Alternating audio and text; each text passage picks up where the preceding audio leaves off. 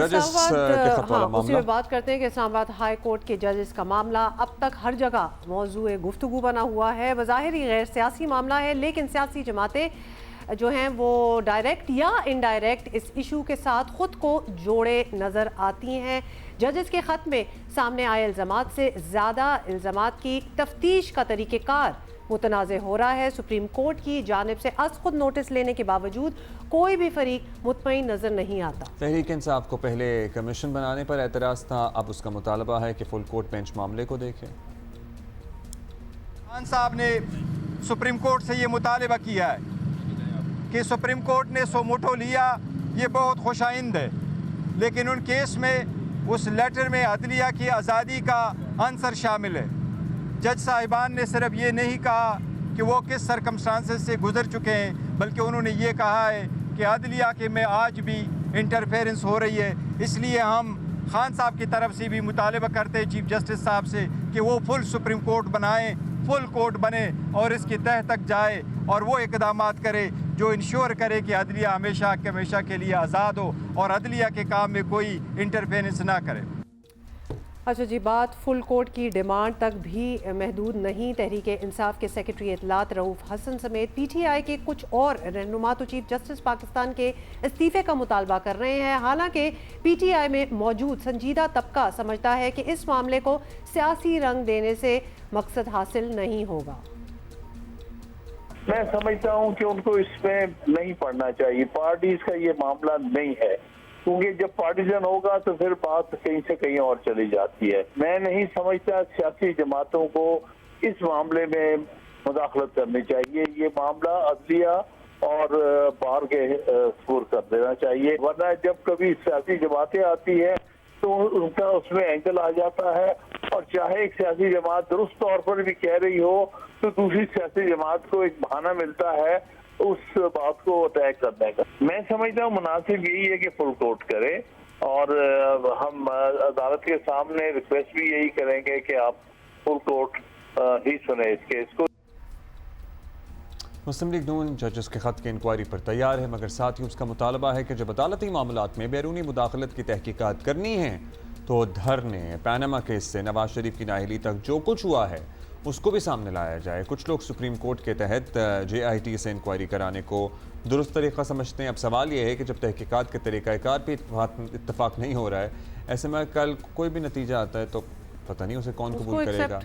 اس طرح اس ساری مشق کا کوئی فائدہ ہوگا بھی یا نہیں ہوگا. ماہر قانون سابق اٹارنی جنرل اشتر اوصاف صاحب آج بھی ہمارے ساتھ موجود ہیں، ان سے اچھا اس سے پہلے خواجہ آصف کی جو آپ بات بتا رہے تھے تو اشتر صاحب سے ہم رابطہ کر رہے ہیں. Meanwhile we Khawaja connect Asif with والی ہم. بات جو ہے وہ اب ہمارے پاس ان کی اپنی زبانی آ گئی ہے اور وہ ہم آپ کو ضرور دکھانا چاہتے ہیں. پہلے وہ دیکھ لیں پھر اس پہ بات. وزیر دفاع خواجہ آصف نے کیا کہا، سنیے تازہ بیان ہے ان کا. اس طرح جج صاحبان گفتگو کر رہے ہیں اور جس طرح اس ایشو کو اچھالا جا رہا ہے، کیا اس وقت جو ہے 2018 میں یا 19 میں یا 2017 میں جب یہ نواز شریف کے خلاف کارروائی شروع ہوئی تھی، اس وقت لوگوں کا ضمیر سویا ہوا تھا؟ اس وقت ضمیر کہاں گئے ہوئے تھے؟ کہیں کوئی سیر سور کرنے گئے ہوئے تھے لوگوں کے ضمیر جو ہیں؟ کہاں جج صاحبان کے کہاں ضمیر تھے اس وقت؟ جب شوکت صدیقی کو بلی چڑھایا گیا اس وقت ان کا ضمیر کہاں پہ تھا؟ جب فیض آباد دھرنے کا فیصلہ آیا اس وقت ان کا ضمیر کہاں پہ تھا؟ یہ سارے لوگوں نے یہ نیا ڈسکور کیا اپنا ضمیر جو ہے ان تمام طبقات میں. پہلے کوئی ضمیر ان کے پاس نہیں تھا.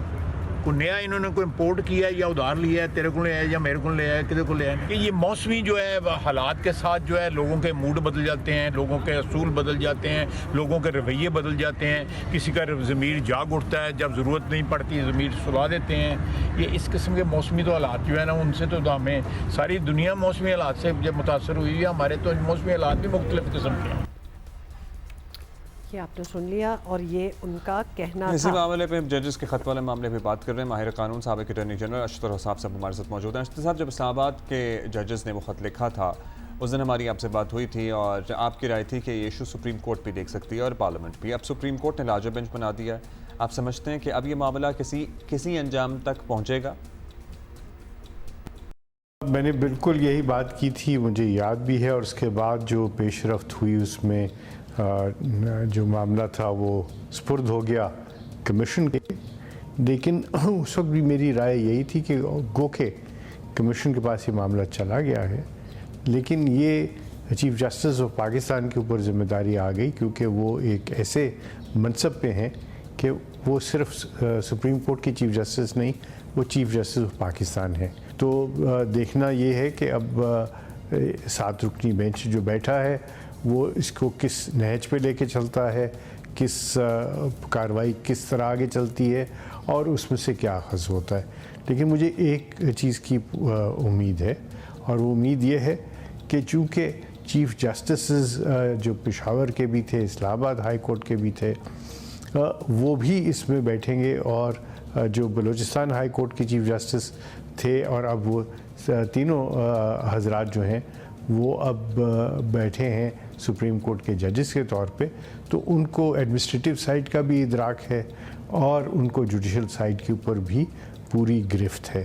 تو مجھے یقین ہے کہ چیف جسٹس قاضی فائز عیسیٰ جو خود بھی چیف جسٹس رہ چکے ہیں اور سینئر پیونی جج کے طور پہ بھی کام کیا ہے، ان کا بھی بہت زیادہ تجربہ ہے ایڈمنسٹریٹو سائڈ پہ، اس کا ضرور کوئی نہ کوئی نتیجہ ایسا نکلے گا جو کہ ہمارے ملک میں ڈیموکریسی، ہمارے ملک میں رول آف لا اور حصول انصاف کے لیے معاملات سائلان کے لیے بھی اور ججز کے لیے بھی بہتر طور پہ طے کیے جا سکیں گے۔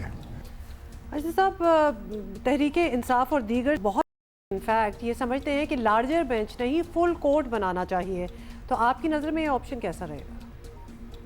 دیکھیے، جو معاملات ہوتے ہیں اس کے اندر جو فل کورٹ ہوتا ہے اس میں اویلیبل ججز کی بات ہوتی ہے، اور یاد رکھیے کہ اس کے اندر جو بھی معاملہ ہوگا وہ معاملہ جو ہے وہ اپیل ہی کی طرف جاتا ہے، جو بھی سو موٹو کا ہے وہ قانون آ چکا ہوا ہے، اس لیے اگر فل کورٹ ہو تو پھر تو اپیل کی کوئی گنجائش بھی نہیں ہوگی۔ تو اسی لیے شاید یہ اس طریقے سے اس کو آگے لے کے کیا جا رہا ہے کہ اگر کسی کو اپیل کرنا ہو اس معاملے کے اندر تو وہ کہاں لے کے جائیں گے، وہ پھر اپیل کا جو حق ہے کسی کو یا اپیل کی جو ایک سٹیج ہے وہ ختم ہو جاتی ہے۔ اچھا، اب سماعتوں کے ساتھ رکنی بینچ ہے، جو ججز جنہوں نے خط لکھا ان کا موقف بھی ہو سکتا ہے ایٹ سم پوائنٹ لیا جائے، تو کیا طریقہ کار ہو سکتا ہے اس کا؟ ان کو طلب کر سکتی ہے سپریم کورٹ یا ان سے تحریری جواب طلب کیا جا سکتا ہے؟ سپریم کورٹ جب سو موٹو جورسڈکشن کام کر رہی ہوتی ہے تو اس کے اختیارات جو ہیں وہ کافی جو ہیں وہ ان کی حدود ایز سچ نہیں ہوتی ہیں، ان کی حدود وہ خود طے کرتے ہیں، لازمی طور پہ سپریم کورٹ رولز کے اور آئین کے قواعد کے مطابق ہی ہوں گی، لیکن اس میں بہت سارے معاملات جو ہیں وہ سپریم کورٹ خود طے کر سکتی ہے۔ مثلا وہ طے کر سکتی ہے کہ اس کے کتنے پورشن جو ہے وہ ٹیلی وائز کیا جائے گا، کتنا پورشن جو ہے اس کو ٹیلی وائز نہیں کیا جائے گا۔ اس میں یہ بھی وہ طے کر سکتے ہیں کہ اگر ہائی کورٹ کے ججز جو ہیں وہ اپنا بیان ریکارڈ کرانا چاہیں تو وہ لوکل کمیشن کے ذریعے ہو سکتا ہے، وہ کلوز ڈور میں ہو سکتا ہے، اور یہ ساری چیزیں جو ہیں۔ لیکن ایک چیز میں ضرور کہنا چاہوں گا کہ اس کے اوپر اگر ہم میڈیا، چاہے وہ سوشل میڈیا ہے، چاہے وہ پرنٹ میڈیا ہے، چاہے وہ آپ کا جو الیکٹرانک میڈیا ہے، اس پہ ہم تھوڑی سی احتیاط سے کام لیں، کیونکہ یہ بہت سنجیدہ معاملہ ہے، اس میں پولیٹیکل سکور کوئی نہ کرے، اور مجھے امید ہے اور مجھے یہ بھی ہے کہ شاید سپریم کورٹ اس میں کوئی ایسے بھی آرڈرز پاس کرے کہ لوگ جو ہیں اس کے اوپر محاذ رائی کے بجائے ایک پازیٹیو بات کریں، اور اس کے اوپر جب تک یہ پروسیڈنگز چل رہی ہیں کوئی کسی قسم کے کامنٹس نہیں آئیں۔ بہت شکریہ اشتر صاحب کا اور آپشنز ڈسکس کرنے کا۔ اس وقت ہم بریک لے رہے ہیں۔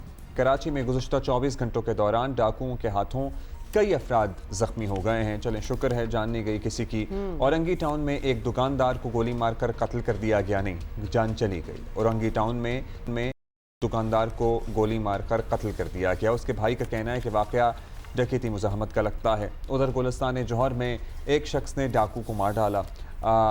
डाकू शहरी को लूट कर फरार हो रहे थे और उसने फिर अपना जो पर्सनल असलहा होता है उससे फायरिंग कर दी, जिससे डाकू शदीद जख्मी हुआ, अस्पताल ले जाते हुए दम तोड़ दिया। अच्छा, ये भी बड़ी बात है कि लोग अब इतने हो गए हैं कि उनको अपना पर्सनल असलहा भी कैरी करते हैं, because anything can actually happen. Kimadi के इलाके गुलबाई पुल के करीब डकैती मुज़ाहमत पर सरकारी एहलकार फायरिंग से ज़ख्मी हो गया।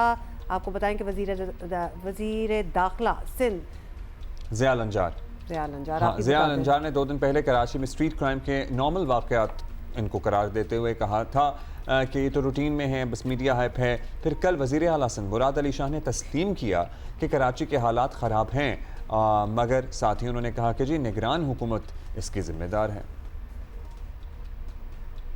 जब हमारी हुकूमत थी उस वक्त भी कोई इतनी तसल्ली बख्श हालात नहीं थे। मैं कभी भी नहीं कहता कि जी हम बहुत ही अच्छे हालात थे, हालात बेहतरी की तरफ जा रहे। आखिरी महीने में पिछली हुकूमत के हालात कुछ ख़राब हुए, उस पर हमने काफ़ी एक्शन लिए थे। ख़ास तौर पे कच्चे के इलाके में जो पुलिस चौकियां कायम की थी लाइन ऑफ साइट पे, मैं ख़ुद वहाँ विज़िट किया था। और अनफॉर्चुनेटली केयरटेकर के ज़माने में वो लोग तो कहते हैं ना कि जी हमारे यहाँ तो शायद सियासी मसलियत है या कोई ऐसी बात है या हमारे कोई लोग हैं जिनको हम बचा रहे हैं, तो केयरटेकर में तो ऐसी बात कोई नहीं थी। 6 महीने में हालात और ख़राब हुए और अभी संभले नहीं है, मैं बिल्कुल कैंडिडली आपसे कहूँगा। लेकिन इंशाअल्लाह ताला जो ज़रूरत होगी इस सूबे के शहरियों को मुकम्मल तौर पे अमन व अमान से ज़िंदगी गुजारने के लिए करने के लिए हुकूमत करेगी। 6 महीने में हालात और ख़राब हुए। हालात ज़ाहिर है कभी भी ठीक तो हुए नहीं थे।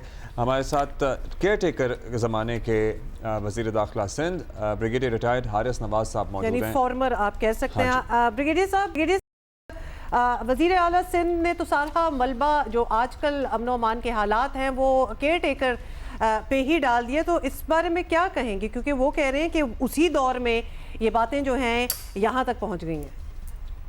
लेकिन उनका अपना नुक्ता नज़र है, but rest sure I can tell you कि हमने 6 महीने में बहुत काम किया था और उसमें एक मल्टीपल प्रॉब्लम्स थी। उसमें एक तो सबसे ज़्यादा था कि स्ट्रीट क्राइम डेफिनेटली ज़्यादा हुए थे।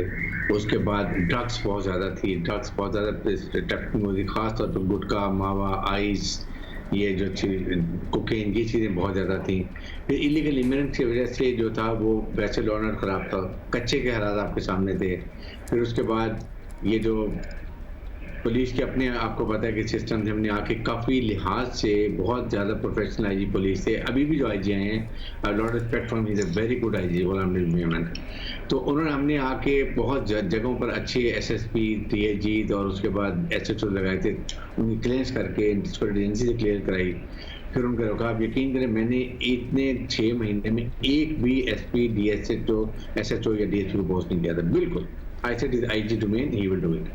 और उस वक्त हमने तकरीबन 125 के करीब डिकॉयट्स को इनकाउंटर में मारा था स्ट्रीट टाइम के अंदर। ये हमारे आईजी पुलिस जो अभी भी आईजी हैं यहाँ पर खादिम सब, उनको बड़ी सर आप अपने ज़माने में किए गए इक़दाम के बारे में बता रहे हैं, लेकिन ज़ाहिर है स्ट्रीट क्राइम तब भी था और अब भी मौजूद है। स्ट्रीट क्राइम कम होने का नाम ही नहीं लेता। आप जो सिस्टम इतने अरसे में समझ पाए, क्या वजह है? या पुलिस वालों से आप ब्रीफिंग लेते थे या आपकी अपनी अंडरस्टैंडिंग क्या रही? कराची में कैसे हो सकता है स्ट्रीट क्राइम का खात्मा, या क्यों नहीं ख़त्म हो रहा था या हो रहा है? 1, 2, 3 चीज़ें। एक तो सबसे बड़ी बात है कि जब आप पकड़ते हैं तो पुलिस इन्वेस्टिगेशन जो है उसमें काफ़ी ज़्यादा फ्लॉज हैं। हमने कोशिश की कि जो ट्रेन इन्वेस्टिगेटर थे उनको पोस्ट किया और उनको इंसेंटिव भी दिया। प्रॉब्लम बेसिक ये है कि जिस वक्त पकड़ा जाता है और फिर प्रोसिक्यूटर जो हैं, डिस्ट्रिक्ट प्रोसिक्यूटर जो हैं, no they don't take interest investigation. हम पुटअप, फिर हमने ये किया कि पहले आयोग हम प्रोसिक्यूटर को पुटअप करते थे, वो उसको वेट करता था कि इसमें कहाँ पर फ्लॉज हैं, कहाँ कोई लकूनत हैं, उनको ठीक करें, फिर पुटअप करें। नंबर 2 इम्पॉर्टेंट बात ये थी कि जब मुजरिम है ना, उनको सज़ा बहुत कम होती है। 5 से 7 साल कैद है, उसको आप 15 दिन महीना दे के ये जुडिशरी छोड़ देते हैं। हमने एक कॉलम नया निकाल लिया था, तो उसमें लिखते थे कि ये मुजरिम ने पहले कितनी दफ़ा जराइम किए हैं। पहले 5 दफ़ा किए हैं, ये 6ठी दफ़ा कर रहा था कि जज को पता हो कि आदि मुजरिम है, और इसको डोज अच्छा दे। जब 5-6 साल सज़ा मिलेगी तो डिस्करेज होंगे लोग, इनकरेज होते हैं। जब फ़ौरन 1 महीने में बाहर आ गया वो कहते चलिए फिर हम कर लेते हैं। ये चीज़ें हैं जो बेसिकली, उसके साथ ऑब्वियस बात है کہ آپ کو CPLC اور پولیس کا جو آپس میں ملاپ ہے بہت اچھا ہونا چاہیے، اور SHOs have to be very well selected. تھانوں کا حال جو ہے نا، یقین کریں کہ یو کانٹ بلیو کہ کس اسٹیٹ کے اندر ہے حال. وہاں پر آپ جائیں تو لگتا ہے کہ یہ ڈیزرٹیڈ پلیس ہے. They need lot of money کہ ان کو پیسہ دیا جائے. SHOs کو کم از کم ان کو تھانہ بنائیں کہ لوگ خوشی سے جائیں. اور ان کو پھر وہاں پر ایک اور پرابلم یہ ہے کہ وہاں جو جاتا ہے سائل، اس کو کوئی پوچھتا ہی کوئی نہیں ہے. تو ہم نے وہ کیمرے لگانے کا لگائے، اور اس کے بعد یہ کہا کہ دے شوڈ بی ریسپیکٹڈ، اور ان کو انکریج کرنے لگا خوشی سے جائیں وہاں پر تاکہ تنگ نہ ہو. یہ مسائل ہیں. اور سیکنڈ، پولیس کی بھرتی. ہم نے یہ IBA شکر کے تھرو لوگوں کو 2500 کے قریب ہم نے نئے پولیس میں بھرتی کی ہے. انہوں نے ٹیسٹ لیا، آؤٹ سورس کیا فزیکل ٹیسٹ کا، اور اس کے بعد صرف جو انٹرویو ہمارے DIGs نے لیے وہ بڑے لوگ اچھے ہوئے. پولیٹیکل انفلوئنس، سیکورٹی کلیئرنس نہیں ہوتی ہے. پولیس کے اندر کچھ لوگ ایسے آ جاتے ہیں جن کے ریکارڈ خراب ہوتے ہیں. دیز آر ملٹیپل پرابلم ہیں. پھر اپنے ظاہر ان کے اپنی پولیٹیکل کمپلشن ہوتی ہیں.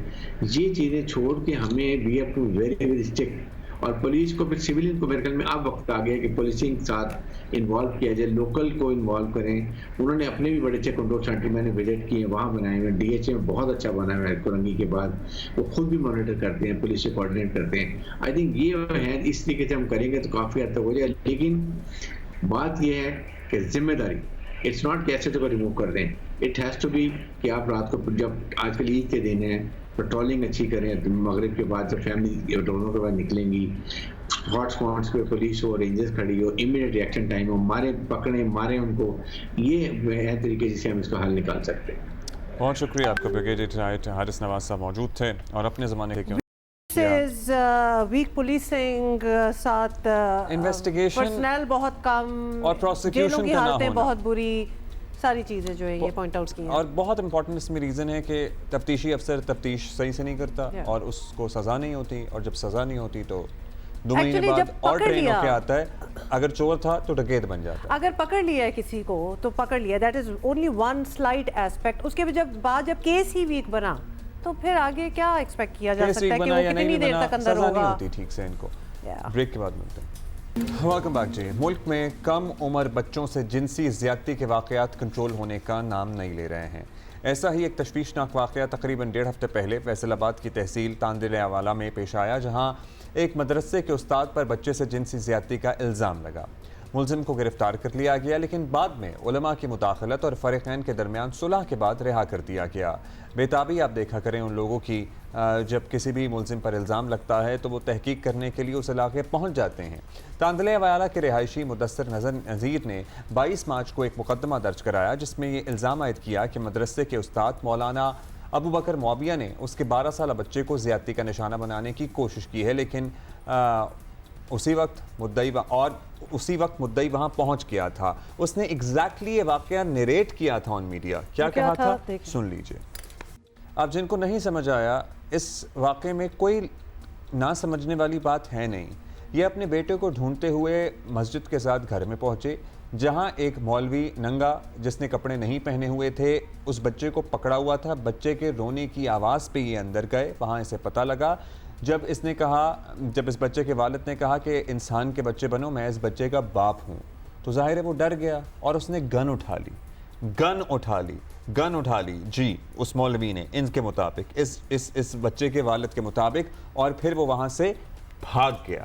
یہ ہے واقعہ. اچھا اب بات تو ساری یہ ہے نا کہ اس کے بعد یہ کہہ دینا کہ ایک مس انڈرسٹینڈنگ ہوئی تھی اور ایسا کچھ نہیں ہوا. تو جو بعد میں بات نکلی، کیا مس انڈرسٹینڈنگ ہوگی جہاں وہ خود ڈر کے گن اٹھا چکا ہے؟ اگر مس انڈرسٹینڈنگ کوئی ہوتی تو سمجھاتا نا کیا ہے. اینی وے آپ کو بتا دیں کہ مقدمے کے اندراج کے بعد ملزم کی گرفتاری عمل میں لائی گئی، لیکن گرفتاری کے بعد کچھ علماء کرام حرکت میں آئے، اور جن میں بہت سے نامور عالم دین بھی تھے جن کا نام ہے ابتسام الہی ظہیر. ان علماء نے متاثرہ بچے کے والد اور ملزم کے درمیان صلح کرا دی، جس کے بعد متاثرہ بچے کے والد نے مقدمہ واپس لے لیا. تو اللہ کی رضا کی خاطر معافی آپ نے حاصل کی، اس بچے کے والد سے اصرار کیا کہ معاف کرتے ہیں. بعد میں ابتسام الہی صاحب کہتے پھر رہے ہیں کہ جی کوئی گناہ نہیں ہوا، کوئی خطا نہیں ہوئی، زیادتی نہیں ہوئی. زیادتی کی کوشش بھی بائی دا وے گناہ ہے، کیونکہ اس بچے کے والد نے اپنے پہلے بیان میں واضح الفاظ میں کہا ہے کہ یہ وہاں وقت پہ پہنچ گئے تھے. زیادتی ہوئی یہ انہوں نے بھی نہیں کہا تھا. انہوں نے کہا ہے کہ ایک شخص، ایک مولوی برہنہ حالت میں جس نے کپڑے نہیں پہنے ہوئے تھے، اس نے میرے بچے کو پکڑا ہوا تھا، بچہ رو رہا تھا. کیا ایزیوم کریں؟ کیا کر رہے تھے وہاں پہ؟ یہ کیا ہم سارا ملک جو ہے وہ بے وقوف ہے، ساری دنیا بے وقوف ہے اور ان لوگوں کو پتہ ہے کہ کیا ہو رہا تھا. I really have no words. فریقین کے درمیان صلح کے موقع پر ابتسام الہی ظہیر کا کہنا تھا کہ اگر ملزم نے زیادتی کی ہوتی تو سزا دلواتے. بچے کے والد کو غلط فہمی ہوئی تھی. اگر آج یہ بات ثابت ہو جاتی ہے کہ مولانا اگر معاویہ کسی بھی قسم کی زیادتی یا راسیہ ملوث ہے تو ہم نے باقاعدہ یہاں پہ جب مطالبہ کرنا تھا ان کو قرار باقی سزا دی جائے. لیکن چونکہ یہ بات تحقیقات سے پہلے بھی یہاں رہے اور بعد میں یہ بات ثابت ہوئی ہے کہ اس کا واقعہ نہیں ہے، تو ان کے والد صاحب نے شفقت کی ہے، انہوں نے ان کو جو ہے نا معافی تلافی دینے کا جو ہے نا فیصلہ کیا ہے. جب نہیں کچھ کیا تھا تو یہ معافی تلافی کیا ہے؟ مطلب بات تو ساری یہ ہوئی نا، جب کچھ ہوا ہی نہیں تو معافیاں کیوں ہو رہی ہیں؟ کیا ہوا تھا؟ کیا چھپایا جا رہا ہے اس میں؟ اور اللہ کی رضا چاہیے تو پوری اس کی کارروائی ہونی چاہیے، انصاف ہونا چاہیے، یا پھر بس معافی ہونی چاہیے؟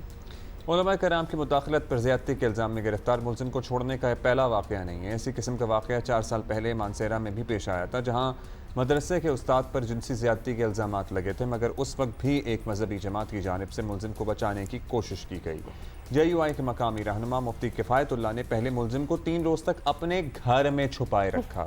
جب پولیس نے ملزم کو JI کے اس کے بعد ملزم پر الزامات ثابت بھی ہو گئے تو مفتی کفایت اللہ نے متاثرہ فیملی پر صلح کے لیے دباؤ ڈالا. فیصل آباد واقعے میں بھی بظاہر یہی کچھ ہوا. بچے کے والد نے JUI کے اگرچہ ملزم کو معاف کر دیا، لیکن مقدمے کے اندراج کے بعد معاملہ عدالتی میٹر بن گیا تھا. کم از کم پولیس ملزم کی رہائی کے لیے واضح طریقہ کار تو فالو کرتی. یہ ہے سارا معاملہ. وہ شخص رہا ہو گیا بغیر کوئی واضح طریقہ کار فالو کیے. ہمارے پاس شاید الفاظ نہیں ہے کہ ادھر کیا ہو رہا ہے، کیونکہ یہ سارے سمجھ رہے ہیں، یہ کروڑوں کی جو عوام ہے نا اس کو سمجھ نہیں آیا کہ ادھر ہوا کیا ہے. حماد احمد ہمارے ساتھ ہیں، نمائندہ جیو نیوز. حماد، سب سے پہلے تو یہ بتا دیں کہ یہ واقعہ کیا تھا، اس کی اگر کوئی ڈیٹیل ہے، کوئی گہرائی ہے تو بتائیں. پولیس کے پاس بات کیسے پہنچی، شکایت جو کرائی بچے کے باپ نے، اس میں کیا تفصیل تھی، یہ سب کچھ بتائیے گا. جی، فیصل آباد کی تحصیل تانلیہ والا کا یہ واقعہ ہے. 22 مارچ کو 12 سالہ بچے کے والد کی جانب سے شکایت کی گئی تھی، جس پر تھانہ سٹی تانلیہ والا میں مقدمہ درج ہوا. بچے کے والد نے اپنی شکایت میں موقف اختیار کیا تھا کہ وہ اپنے بیٹے کو تلاش کرتے ہوئے ایک مکان کے اندر گیا تو وہاں پر اس کا بیٹا موجود تھا. اس کے ساتھ ایک قاری بھی موجود تھے جو مبینہ طور پر اس کے بیٹے کو زیادتی کا نشانہ بنانے کی کوشش کر رہے تھے. اور جب وہ اندر داخل ہوا ہے، وہاں پر پہنچا ہے تو قاری نے اس پر گن تان لی اور وہاں سے فرار ہو گیا. اس کے بعد شکایت پر پولیس نے مقدمہ درج کر لیا، اس قاری کو گرفتار کر لیا. نہ صرف کہ وہ کر رہا تھا جو کر رہا تھا بھی نہیں، مطلب آپ اس کی وہ تھاٹ پروسیس دیکھیں کہ وہ کتنا کرمنل مائنڈڈ آلریڈی ہے، کہ اس کے بعد اسلحہ بھی پڑا ہوا ہے. مسجد کے ساتھ رمضان کا مہینہ اس کا گھر ہے جہاں وہ یہ حرکت کر رہا ہے. اچھا، اب حماد، اس واقعے کی فوری بعد پولیس نے کیا کارروائی کی؟ مثال کے طور پر ہم ایکسپیکٹ کرتے ہیں کہ مدرسے کے دیگر بچوں سے کچھ پوچھ گچھ ہو، ان کا حال احوال معلوم کیا جائے، مدرسے کی انتظامیہ سے تفتیش ہو، علاقے میں رہنے والوں سے رائے لی جائے اور بچوں کے والدین سے رابطہ ہو. ایسا کچھ ہوا؟ جی، پولیس کی جانب سے یہ کارروائی کی گئی کہ پہلے تو مقدمہ درج کیا گیا، اس کے بعد اس ملزم کو جو اس مقدمے میں نامزد تھا اس کو گرفتار کر لیا گیا اور اس کا جسمانی ریمانڈ حاصل کیا گیا. پولیس کا یہ کہنا ہے کہ میڈیکل کروانے کے حوالے سے بچے کے والد نے منع کر دیا تھا، میڈیکل نہیں ہوا تھا. اس واقعے کی مزید تفتیش جاری تھی کہ اس دوران جو علماء کرام اور سول سوسائٹی کے جو معاملات ہیں وہ چلے ہیں اور اس میں ایک بیٹھک ہوئی ہے جہاں پر جو بچے کا والد بھی موجود تھا اور وہاں پر صلح اور تصفیہ ہوا ہے. اور پھر اس کے بعد بچے کے والد کی جانب سے مجسٹریٹ کے سامنے بیان دیا گیا کہ اس کو غلط فہمی ہوئی تھی اور غلط فہمی کی بنا پر اس نے یہ الزام عائد کیا تھا اور اگر اس کیس کو ڈسچارج کر دیا جائے تو اس کو کوئی بھی اعتراض نہیں ہوگا. تو اس پر اس ملزم کو جو ہے اس مقدمے کو اس کو ڈسچارج کر دیا گیا اور ان کی رہائی عمل میں آ گئی. ہم ہو گئے ہیں یہ ساری کہانی سنتے ہوئے. مطلب بچے کا جو والد ہے وہ کافی جوان ٹھیک ٹھاک آدمی ہے، اس کو نہیں پتا کہ یہاں کیا ہوتا ہے. के उसने वापस ले लिया, जबकि उसने अपनी आंखों से देखा जो देखा। ये नहीं है कि उसने सुनी सुनाई बात पे कोई कार्रवाई की है, उसने खुद पकड़ा है। ये है। अब ये हक़ाइक़ है हमारे सामने। ये बताइएगा अमाद, आप हमारे साथ हैं, तो अब आगे क्या होने वाला है? तफ्तीश इसकी हो रही है, रुक गई है, उस बारे में कोई पेशरफ्त है या नहीं? जी बिल्कुल जी, माजी में भी मसाले हैं और उमूमी तौर पर ऐसा ही होता है कि इस तरह के वाक़यात में मदईयान से या तो सुलह हो जाती है किसी दबाव के तहत या कोई लालच दिया जाता है। ताहम इस वाक़े के हवाले से पुलिस का ये कहना है कि उनके बाला ही जो उलमा इकराम हैं, सिविल सोसाइटी के लोग हैं, उनकी बैठक हुई है, वहाँ पर सुलह और तस्दिया हुआ है। तो पुलिस के बाला ही जो बच्चे के वालिद ने जाकर मजिस्ट्रेट के सामने बयान दिया है कि उसको गलत फहमी हुई थी और उसके नतीजा में ये इस केस को खारिज किया गया और जो कारी हैं जिन पर इल्ज़ाम था उनको रिहा कर दिया गया। ये अगर आपको पता है तो ज़रूर बताइएगा कि गलत फहमी क्या थी, तो असल में हो क्या रहा था। मतलब we would like to know कि अगर उसने पहले बयान में ये कह दिया कि ये सब कुछ मैंने खुद देखा अपनी आंखों से, तो जब उन्होंने ये कहा होगा कि जी ये तो गलत फहमी है, तो हो ही नहीं रहा था, तो क्या हो रहा था वहाँ। इन एनी केस वो भी बताइएगा। और अब इस केस और मदरसे का स्टेटस क्या है, और पुलिस ने क्या ये केस क्लोज कर दी है या किसी तरीके से इसकी अभी भी कोई इन्वेस्टिगेशन हो रही है? जी अब इस केस के स्टेटस की बात की जाए तो ऑन ग्राउंड अगर देखा जाए अमली तौर पर तो इस केस को ख़त्म होते ही देख रहे हैं। ताहम पुलिस का ये कहना है कि अब भी जो SSP इन्वेस्टिगेशन, SP सदर और DSP लीगल की जानब से तफ्तीश के हवाले से मुख्तलिफ पहलुओं का जायज़ा लिया जा रहा है। जी मौजूद थे। द ट्रेजेडी इज़ कि ये पहला केस नहीं था और ये आखिरी भी नहीं होगा। ये ट्रेजेडी तो ये है कि ये आखिरी भी नहीं होगा, क्योंकि इतने आसानी से रंगे हाथों पकड़े हुए लोग बच रहे हैं। कोई शक नहीं है, आंखों से देखा है और किसी और ने नहीं देखा, बच्चे के बाप ने देखा है। पता नहीं क्या मजबूरी है कि वो मान गया और वो कह रहा है गलत फहमी थी। I am still very curious to know कि अगर गलत फहमी थी तो उस कमरे में क्या हो रहा था, जिसके लिए आपने एक बंदूक भी रखी हुई थी और अपने कपड़े भी उतारे हुए थे। हाँ, और अगर गलतफहमी का ही आपको लगता है कि बच्चे का वालिद शिकार हो रहा था तो उसे समझाते, उसे कहते कि वालिद साहब आपको क्या हो गया, ये बच्चा तो मेरे बच्चों जैसा है। आप बंदूक तान के किससे डर रहे थे उस बच्चे के वालिद पे आपने बंदूक तानी और वहां से भाग गए। This not the last case. अच्छा, ये सारे बड़ों में बातें फैसले हो गए। वो अब सोचें कि उस 12 साल का बच्चा जो है, जिसका बाप उसके साथ नहीं खड़ा रहा, उसका क्या होगा आगे। शायद यही बने। आपको पता है ना, lot of abused kids when they grow up they become abusers. अब देखिए, हुकूमत को बहुत सारे लोग वज़ीर आला पंजाब को टैग करके भी ये कह रहे हैं कि ये एक टेस्ट केस है। इन मामलात में हुकूमतों के लिए भी एक्शन लेना आसान नहीं होता। We also understand that, but it is that time कि कहीं से तो शुरुआत होनी होगी। और आसान किसने कहा था कि कुछ आसान होगा? These are the things that you have to do. अच्छा जी, आज के लिए इतना ही, और हम तो रोज ही मिल रहे हैं।